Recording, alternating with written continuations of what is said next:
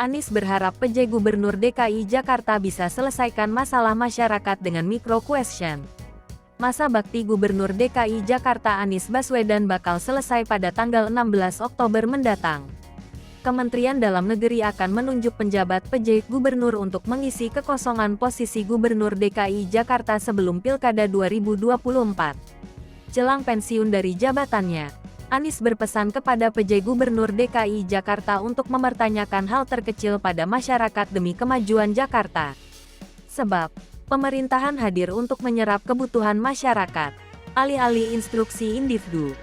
Anies berharap, PJ Gubernur DKI Jakarta mampu mengimplementasikan pertanyaan dari masyarakat dalam sebuah tindakan. Beberapa caranya seperti memberikan pengalaman berkesan bagi pengunjung di Jakarta dan menghadirkan kebersamaan pada setiap warga. Meski demikian, Anies mengakui bahwa solusi yang dihadirkan tidak hanya berasal dari jajaran Pemprov DKI Jakarta.